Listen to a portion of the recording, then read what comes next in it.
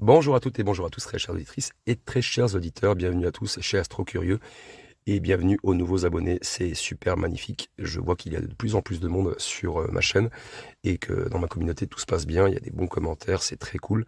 Et voilà, je n'ai pas de message haineux en plus, c'est ce qui est assez rare, je pense, pour les youtubeurs. Et moi, je trouve ça vraiment très plaisant. On va commencer un épisode captivant, vous allez voir, il est très intéressant. On va parler du Big Bang, hein. Est-ce que ce n'était pas le début finalement? Vraiment, on va parler de tout un tas de choses très intéressantes.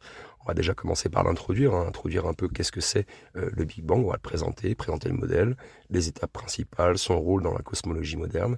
On va parler aussi des alternatives, des théories alternatives, hein, au-delà du Big Bang. On va explorer d'autres modèles, comme le Big Bounce par exemple, et de l'univers cyclique, et puis différentes hypothèses, et on va décrire un petit peu ce que c'est l'univers éternel et de ses implications sur le début ou d'une fin d'un univers. Et puis on parlera aussi des observations modernes qui vont remettre un petit peu en cause le Big Bang, hein. Vous voyez, on va essayer d'analyser les données du télescope James Webb. On va parler des galaxies les plus anciennes, qui sont plus anciennes que prévu, selon les observations, des anomalies. Et puis on va discuter un peu des problèmes dus à l'horizon cosmologique en fait, hein, et de son impact sur la théorie standard. Bien sûr, comme d'hab, j'aime bien le faire à chaque fois, c'est les implications philosophiques. Qu'est-ce que ça veut dire un début, hein? On va essayer de parler de ça un petit peu plus dans le détail. Et puis on conclura sur la dernière partie. Que savons-nous vraiment, en fait, finalement? On va essayer de faire donc une synthèse des points qu'on a abordés dans l'épisode, mais on essaiera aussi d'explorer les limites actuelles de la compréhension humaine et puis du rôle de la physique quantique. Qu'est-ce qu'elle va nous apporter dans le futur? Et puis je vous poserai quelques questions sur l'origine de l'univers. Je vous inviterai à répondre dans les commentaires pour enrichir la discussion. Voilà. Allez, bon épisode à tous. Allez, commençons par introduire ce qu'est le Big Bang et comme quoi que c'est un modèle en question. Le Big Bang, il est souvent décrit en fait comme le moment où tout a commencé, l'univers, l'espace, le temps et la matière. Donc, selon le modèle standard de la cosmologie, il y a environ 13,8 milliards d'années, l'univers il a émergé d'une singularité, donc un point infiniment dense et chaud, et qui s'est étendu pour devenir l'immensité cosmique que l'on connaît aujourd'hui. Donc ce modèle, il a révolutionné notre compréhension de l'univers, et ça nous a offert des explications convaincantes pour des phénomènes observables, tels que le rayonnement de fond cosmologique, et aussi l'expansion de l'univers. Alors la théorie du Big Bang, elle repose sur plusieurs piliers scientifiques solides, hein. Ce n'est pas une théorie comme ça créée par n'importe qui. Ça a quand même été prouvé de nombreuses fois. Le premier, c'est donc l'expansion de l'univers qui a été découverte par Edwin Hubble en 1929. Et donc, en observant des galaxies lointaines, Hubble il a constaté qu'elles s'éloignaient tous de nous, hein, comme si en fait l'espace lui-même était en train de se dilater.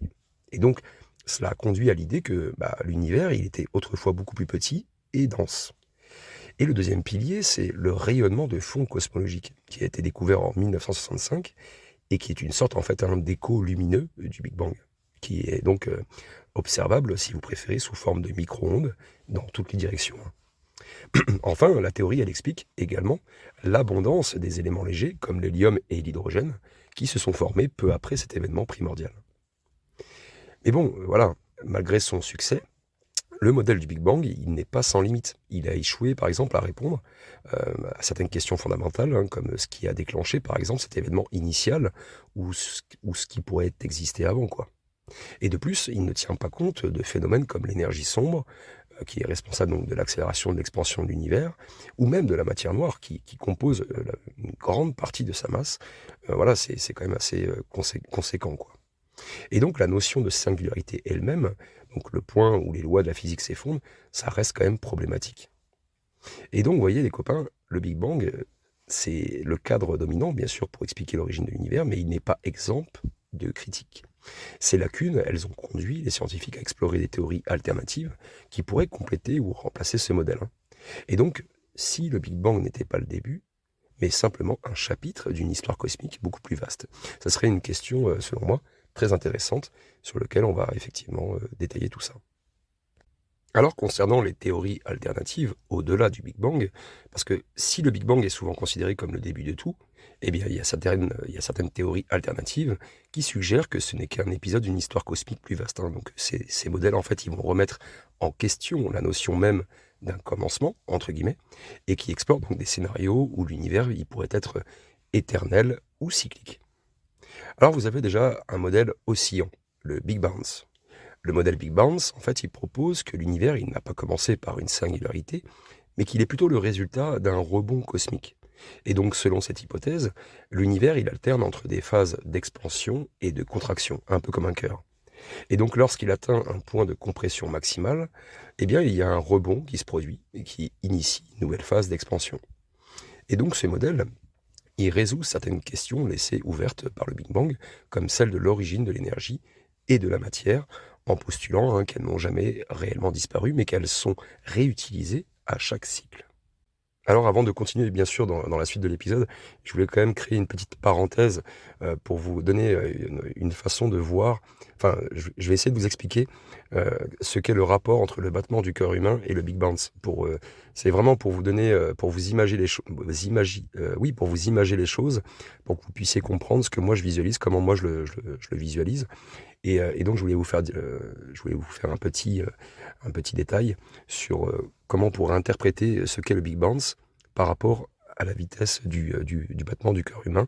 En fait, pour comprendre la différence entre la vitesse du battement du cœur humain et celle des cycles du modèle du Big Bounce, il est essentiel en fait de comparer les échelles temporelles en jeu, tout en établissant en fait une analogie qui va illustrer ces deux phénomènes. Vous allez voir, c'est ultra passionnant.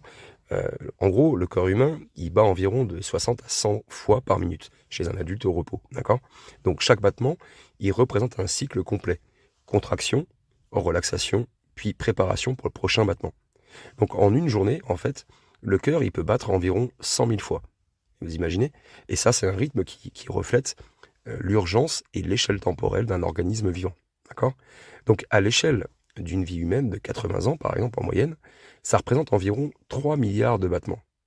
Et ce cycle rapide, il est constant et essentiel pour maintenir la circulation sanguine et soutenir la vie dans un organisme complexe comme le nôtre. Mais vous allez comprendre pourquoi je vous parle de ça. Le Big Bounce, donc c'est un cycle cosmique immense. Le modèle du Big Bounce, il propose que l'univers, en fait, il passe par des phases d'expansion et de contraction, qui forment en fait un cycle gigantesque où un univers finit par rebondir pour en créer un autre. Et donc, selon certaines hypothèses, chaque cycle du Big Bounce pourrait durer des dizaines de milliards d'années. Donc, par exemple, si un cycle cosmique dure 60 milliards d'années, cela équivaut à environ 15 fois l'âge actuel de notre univers. Donc en gros, si vous comparez ça au battement du cœur humain, le cycle du Big Bounce, il se déroule à une échelle temporelle si immense qu'il dépasse l'imagination. Et c'est là que je voudrais vraiment vous partager un peu cette connaissance que j'ai. Je sais pas si c'est de la connaissance, mais c'est une réflexion que j'ai. Si on compare les deux cycles, donc une analogie d'échelle, on va essayer de visualiser donc la différence. Donc le battement du cœur humain, il se mesure en secondes, d'accord? C'est un cycle vital essentiel pour l'individu. Le cycle du Big Bounce, lui, il se mesure en milliards d'années. Donc ça, c'est un rythme cosmique qui dicte la naissance et la mort des univers. Donc si on représente un battement du cœur par une seconde, d'accord? Alors un cycle de Big Bounce durerait environ à peu près 2 millions d'années. Donc ça signifie que le rythme cosmique, il est infiniment plus lent. Comme si l'univers, en fait, il respirait, mais à une échelle inimaginable. Genre, voilà, le temps qu'il respire, il s'est passé des millions d'années. Alors pourquoi cette différence? En fait, le corps humain, donc, il fonctionne à un rythme plus rapide pour répondre aux besoins immédiats d'un organisme vivant, dont la durée de vie elle est limitée, en fait, à quelques décennies. Mais lui, le Big Bounce, en revanche, il opère sur des échelles astronomiques, où le temps il est presque insignifiant. Et donc les forces qui contrôlent les cycles cosmiques, comme la gravité et l'expansion de l'espace-temps, se déroulent bien au-delà de la perception humaine. Et donc je vous amène forcément à une réflexion philosophique. C'est pour ça que je vous en parle, c'est cette parenthèse, on est toujours dans la parenthèse. En fait, cette comparaison, elle met en lumière l'idée que le temps, il est relatif. À l'échelle humaine, en fait, un battement de cœur peut sembler très rapide, mais à l'échelle cosmique, il est insignifiant. Et inversement, un cycle du Big Bounce, qui semble infini pour nous, en fait, pourrait paraître en fait instantané pour une entité qui est capable de percevoir l'ensemble du cosmos. C'est pour ça que j'essaie d'illustrer cette différence, comment l'échelle temporelle d'un phénomène est liée à sa fonction et à son contexte. Le cœur humain, en fait, il agit à une vitesse qui est adaptée à la survie d'un organisme, tandis que l'univers, lui, dans sa grandeur, il suit un rythme dicté par des forces fondamentales. Voilà. Donc bien que le battement de cœur et le cycle du Big Bang suivent des rythmes radicalement différents, bien sûr, hein, ils partagent quand même un point commun essentiel. C'est un peu l'idée que j'avais dans la tête. Les deux, en fait, ils représentent des cycles nécessaires pour la continuité, qu'il s'agisse de la vie humaine ou de l'univers lui-même, quoi. Allez, continuons. Je ferme la parenthèse. Donc je reviens sur le sujet. Ce concept, en fait, bien sûr, sur le Big Bang, hein, il s'appuie sur des théories récentes en gravité quantique à boucle, hein, ça sort pas de nulle part, et qui prédisent que la gravité devient répulsive à des densités extrêmement élevées, hein. Donc elle empêcherait en fait une véritable singularité. Et donc le Big Bang pourrait être en fait une alternative crédible à la singularité initiale du Big Bang. Bon, après, bien sûr, on va parler maintenant du multivers, un univers parmi d'autres. J'en avais déjà parlé dans mes vidéos précédentes, mais c'est une autre théorie fascinante, bien sûr, hein, c'est celle du multivers. Selon cette idée, eh bien, notre univers ne serait qu'une bulle, en fait, hein, parmi une infinité d'autres, et chacune avec ses propres lois physiques. Elles auraient des lois différentes pour chaque univers. Et donc, ces univers, ils pourraient émerger d'un processus qu'on appelle l'inflation éternelle. En gros, c'est des régions d'espace-temps qui continuent de se dilater de manière exponentielle et qui créent donc constamment des nouvelles bulles. Voilà. Alors dans ce cadre, bien sûr, le Big Bang n'est pas l'origine absolue, comme vous l'avez compris, mais simplement le début de notre bulle universelle. Alors bien sûr, il peut y avoir d'autres bulles qui pourraient exister avec des constantes physiques différentes, des dimensions supplémentaires, ou même des formes de vie inconcevables.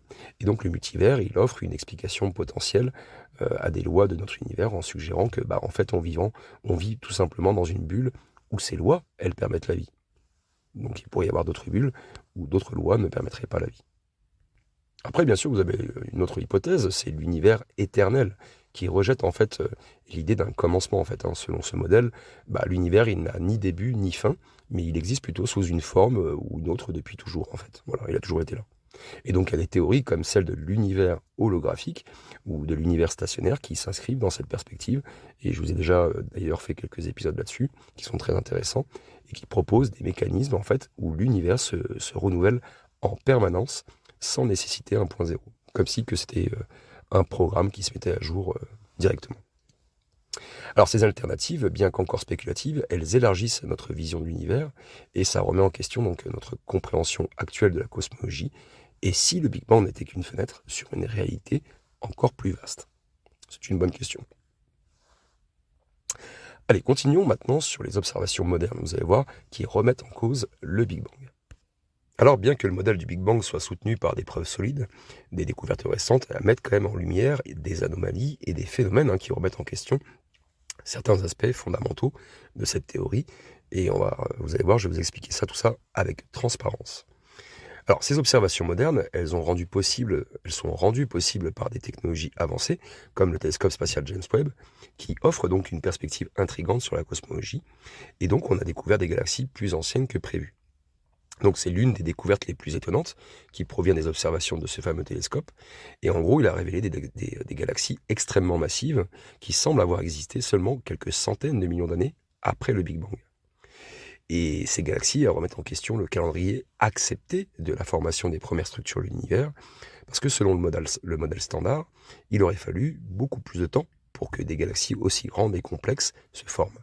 Et ça pourrait indiquer que notre compréhension des premières étapes de l'univers est incomplète, ou même que le Big Bang lui-même pourrait ne pas expliquer pleinement ces observations. Vous avez des anomalies aussi dans l'observation du rayonnement du fond cosmologique, considéré comme l'empreinte laissée par le Big Bang, et qui présentent des anomalies qui défient le modèle standard. Et par exemple, il y a des analyses récentes des données du satellite Planck qui ont révélé des variations de température inattendues donc dans le fond diffus cosmologique, connues sous le nom d'asymétrie dipolaire. Alors, ces anomalies, elles pourraient indiquer des influences extérieures à notre univers observable, ou même des traces d'événements antérieurs au Big Bang. Voilà, je pense que vous avez bien entendu. Et ça, c'est problématique. Vous avez aussi le problème de l'horizon cosmologique. C'est une autre limite du modèle du Big Bang, qui est le problème de l'horizon cosmologique, parce que pourquoi les régions éloignées de l'univers, séparées par des milliards d'années, ont-elles des températures quasiment identiques? Ça, c'est un problème. Alors que normalement, elles auraient jamais eu le temps de communiquer entre elles, selon la vitesse de la lumière. Donc bien que cette inflation cosmique Bien que l'inflation cosmique, donc une période d'expansion rapide juste après le Big Bang, soit censée résoudre un petit peu ce problème, il y a quand même certaines données récentes qui remettent en question cette solution. Donc vous voyez, c'est pas tout clair, hein, tout ça, hein. Après, bien sûr, vous avez la matière et l'énergie sombre, tout le monde en parle de ça depuis très longtemps. Le modèle du Big Bang, il n'explique pas directement la nature de la matière noire et de l'énergie sombre. Et ça représente quand même 95% de l'univers. Les 5 autres, c'est ce qu'on voit, hein, c'est tout. Donc ces composantes invisibles, bien qu'indispensables pour expliquer des phénomènes comme la rotation des galaxies, l'accélération et l'expansion de l'univers, bien sûr, ça reste quand même un mystère. Mais vraiment total, quoi. On est complètement dans le flou. Et du coup, ces découvertes récentes, elles ne rejettent pas forcément le Big Bang, mais bon, elles montrent que notre compréhension actuelle de l'univers, elle n'est pas du tout complète, hein. Et ces anomalies, elles pourraient être des indices précieux pour explorer des modèles alternatifs ou des révisions du cadre cosmologique standard, quoi. Alors, qu'est-ce que c'est un début? Parce que l'idée du Big Bang comme début de l'univers, ça a quand même des implications philosophiques profondes. Elle interpelle non seulement la science, mais aussi nos concepts de temps, de causalité et d'existence. Qu'est-ce qu'un début? Peut-on définir une origine absolue si le temps lui-même est une création? Ça, c'est une bonne question, je pense. Et donc, ces questions, à la frontière de la science et de la philosophie, elles ouvrent des perspectives fascinantes. Alors, depuis des millénaires, les humains se sont interrogés sur l'origine de l'univers. Dans de nombreuses traditions, le cosmos, en fait, il est vu comme une création divine, hein. Donc, par exemple, dans le christianisme, l'univers, il commence avec la parole de Dieu, que la lumière soit. Et en revanche, dans les philosophies orientales, comme l'hindouisme, le temps est souvent perçu en fait comme cyclique, avec un univers qui naît, qui meurt et qui renaît éternellement. Donc vous voyez, l'hypothèse scientifique du Big Bang a des parallèles avec ses visions un petit peu, ses visions religieuses. Elle suggère un moment initial, une sorte d'acte créateur, bien que dépourvu d'intervention divine. Cependant, elle diverge grandement quand même des récits religieux, il faut le dire, en ce qu'elle est fondée sur les observations et les modèles physiques que l'on peut apercevoir et comprendre. Il y a quand même une très grande différence, mais il y a quand même un petit lien. Alors le temps, est-ce que c'est une création du Big Bang? C'est une bonne question, parce que si le Big Bang marque l'origine de l'univers, cela signifie aussi qu'il marque l'apparition du temps. Mais cette idée, elle est quand même paradoxale, je trouve, parce que comment peut-il y avoir un avant si le temps lui-même n'existait pas? Et ça soulève des questions fascinantes. Est-ce que le temps est une illusion? Parce qu'il y a certains physiciens comme Julien Barbour, qui soutiennent que le temps n'est qu'une construction humaine, hein, pour organiser les événements dans notre cerveau. Et si le temps a été créé avec le Big Bang, peut-on vraiment parler de début au sens classique, hein, si vous préférez? Et selon moi, ces interrogations, elles montrent que nos concepts de cause et d'effet, si essentiels, hein, dans notre quotidien bien sûr, pourraient ne pas s'appliquer en fait à l'échelle cosmique. Alors ça nous amène à parler aussi d'un univers éternel ou cyclique. Si le Big Bang n'est pas un début, mais une phase dans un cycle cosmique, cela change notre vision de l'existence. Un univers éternel, il élimine la notion de création absolue, hein, bien sûr, il n'y a pas de créateur, suggérant que la réalité, en fait, elle a toujours été comme ça, elle a toujours existé, sous une forme ou une autre, mais ça a toujours été comme ça. Et du coup, ces réflexions philosophiques, elles montrent que l'idée d'un début, c'est pas seulement une question scientifique, elle touche aussi à notre compréhension fondamentale de la réalité qui nous entoure et de notre place dans le cosmos. Très intéressant, hein. Donc vous voyez, après avoir exploré le modèle du Big Bang, ses limites, ses théories alternatives, il y a quand même une question qui persiste, quoi. Que savons-nous réellement sur l'origine de l'univers? Parce que malgré les avancées scientifiques, notre compréhension de l'univers, il reste quand même fragmentaire. Il laisse place à beaucoup d'hypothèses fascinantes, hein, mais aussi à beaucoup de mystères irrésolus. Alors le Big Bang, c'est un modèle solide mais incomplet. Le modèle du Big Bang, il demeure la théorie dominante, hein, pour expliquer l'origine de l'univers observable, mais ces bases scientifiques comme l'expansion cosmique, le rayonnement du fond cosmologique et l'abondance des éléments légers sont solides et largement acceptés, mais il y a quand même des grosses problématiques sur certaines théories, comme je vous l'ai expliqué précédemment. Donc, par exemple, les anomalies récentes, donc à des questions fondamentales, la singularité initiale, la nature de la matière noire, voilà, tout ça, ça montre que ce modèle, en fait, il est loin d'être parfait. C'est pas vraiment quelque chose qu'on a. Bon, je vous dis, on ne connaît rien, en fait. Voilà, on est très loin de la compréhension. Et d'ailleurs, tout vrai scientifique vous dira de toute façon qu'ils ne savent rien. Toute théorie repose sur effectivement des choses qu'on a plus ou moins appris, compris, via des expériences qu'on a pu renouveler. Mais il y a quand même énormément de choses, je dirais même plus du 3/4, que la plupart des scientifiques ne comprennent pas. Alors bien sûr, ces limites, elles ne remettent pas en question le Big Bang en tant que description d'une phase importante de l'univers, mais elles ouvrent quand même la porte à des théories complémentaires ou alternatives, comme le Big Bounce, le multivers ou l'univers éternel. Du coup, les découvertes récentes et les anomalies observées, elles nous rappellent que l'univers est bien plus complexe en fait qu'on peut l'imaginer. Si nous sommes à l'aube d'une révolution scientifique, ces nouvelles théories elles pourraient redéfinir non seulement la cosmologie, mais aussi notre place dans le cosmos. Parce que si le Big Bang, c'est un événement local dans un multivers infini, alors notre univers n'est qu'un fragment d'une réalité bien plus vaste. Je pense que vous êtes d'accord avec moi. Et si le temps est cyclique, alors notre quête d'un début absolu pourrait être vaine. Voilà. Donc au-delà des faits scientifiques, ce sujet, c'est quand même une invitation à embrasser, si je peux dire, l'incertitude et à continuer de poser des questions. Il faut toujours avoir l'esprit critique et toujours rechercher, essayer de comprendre. Et que nous vivions dans un univers issu d'un Big Bang ou d'une réalité éternelle, en fait, le véritable moteur de la science, c'est notre curiosité. Et chaque nouvelle découverte, elle soulève des nouvelles interrogations, ça élargit notre horizon et ça nourrit aussi notre quête de connaissances. Le Big Bang, c'est peut-être pas le début, certes, mais il marque certainement une étape dans notre compréhension de l'univers. Et tant que nous, on continue en fait à explorer ces mystères, et on trouvera des réponses. Et puis même des nouvelles questions qui va enrichir notre vision de la réalité. Voilà. J'espère que en tout cas cet épisode vous a plu et qui vous a fasciné. Voilà, ça rejoint quand même pas mal d'épisodes complètement différents que j'ai pu créer sur ma chaîne. Et comme par exemple le transfert de conscience, ça rejoint un peu ce genre de domaine-là. On pourrait imaginer effectivement un univers qui est simulé. Voilà, je vous invite à regarder les derniers épisodes que je vous ai fait dernièrement sur le transfert de conscience. C'est très intéressant. Si vous avez apprécié l'épisode, n'hésitez pas à liker, un petit commentaire et partager la vidéo, ça me fera toujours plaisir. Vos commentaires aussi sont très appréciables, j'adore vous lire le matin. Et voilà, prenez tous soin de vous en tout cas et bon courage si vous travaillez. Ciao, ciao!